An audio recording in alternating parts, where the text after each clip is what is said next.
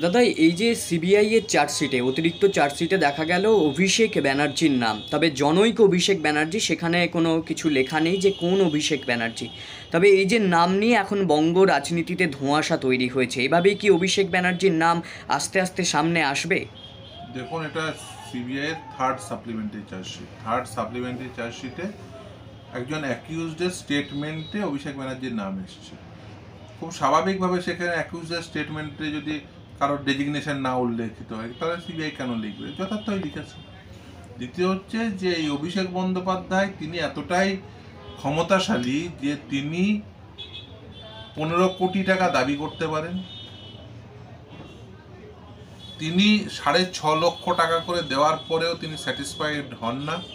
তিনি যদি একজন ক্যান্ডিডেটকে তার থেকে বেশি টাকা না দিলে তাকে দূরে পোস্টিং করিয়ে দেওয়ার ক্ষমতা রাখেন।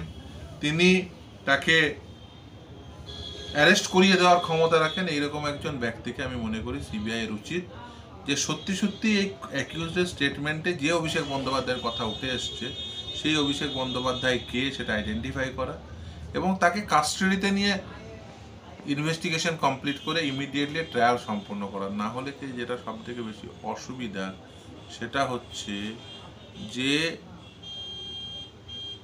যে কোনো সময় তারা এই প্রভাবশালী সেই ব্যক্তি যে 15 কোটি টাকা চাইতে পারেন, যে এভিডেন্স যার ক্ষমতা রয়েছে অ্যারেস্ট করিয়ে দেওয়া, যে কোনো সময় এভিডেন্স ট্যাম্পার করতে পারেন, সে যে কোনো সময় উইটনেসের ভয় দেখাতে পারেন।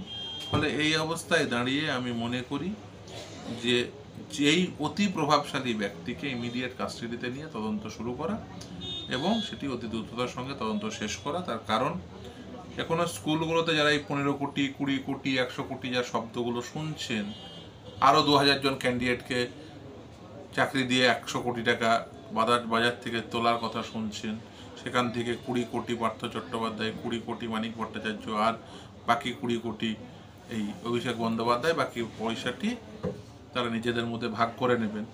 এই যে কথাবার্তাগুলো, এগুলো সারবত্তা রয়েছে কিনা?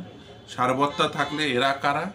এরা হলে তাদেরকে প্রত্যেককে কাস্টাডিতে নিয়ে অতি দ্রুততার সঙ্গে তদন্ত শেষ করা এবং যারা এই পয়সাটি দিল তারা তো কোনো স্কুলে শিক্ষকতার চাকরি করছে।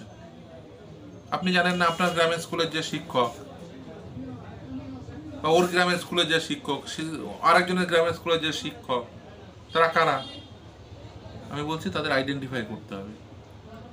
আইডেন্টিফাই করে যে এই শিক্ষক অর্থের বিনিময়ে চাকরি পেয়েছে, তাদের প্রত্যেকের চাকরি থেকে বের করে দিয়ে তাদের স্থলে যোগ্য চাকরি প্রার্থীদের চাকরি দিতে হবে। এবং শুধু চাকরি দেওয়া নয়, তারা যেদিন থেকে চাকরি পেতে পারত সেদিন থেকে পূর্ণাঙ্গ বেতন দিতে হবে। এবং এই টাকাটি যারা এই ইললিগাল ওয়েতে চাকরি পেয়েছে তাদের কাছ থেকে উদ্ধার করতে হবে। আপনাদের মনে থাকবে মন্ত্রী কন্যার কাছ থেকে উদ্ধার হয়েছে এবং সুপ্রিম কোর্ট পর্যন্ত গিয়ে সেটাকে আপহেল্ড হয়েছে। ফলে এই অবস্থায় দাঁড়িয়ে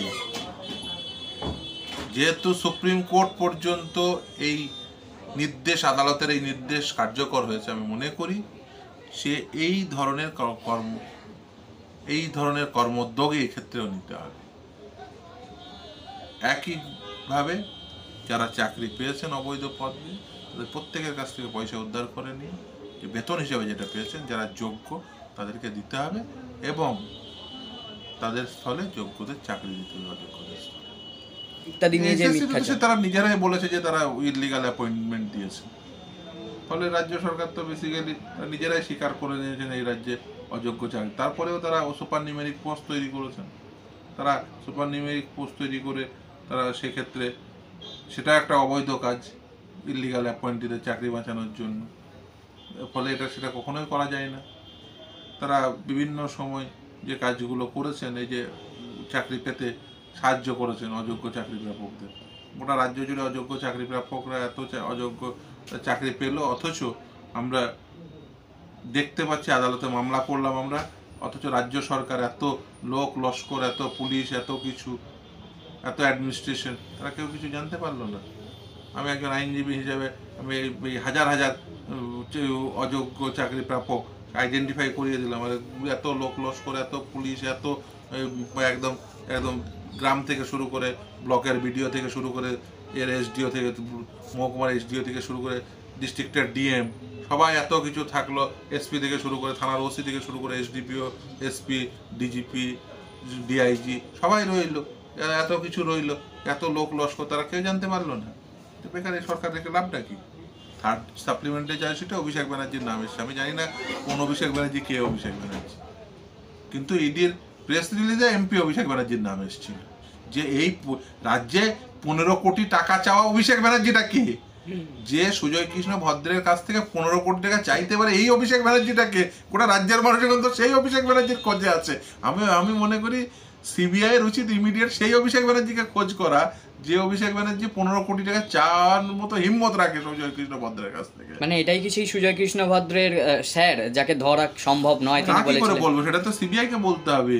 সেই জন্য তো সিবিআই, সেই জন্য তো তদন্ত চেয়েছি। সেটা যদি আমি যদি আমার কথায় আমি যদি তদন্ত করে দেবো, তাহলে এরা এত তদন্তকারী সংস্থার রেখে লাভ কি? এত লোক লস্কর প্রসাদ দরকার কি? সবাই এসে আমার চেম্বারের সামনে এসে লাইন দিয়ে বসে থাকবে?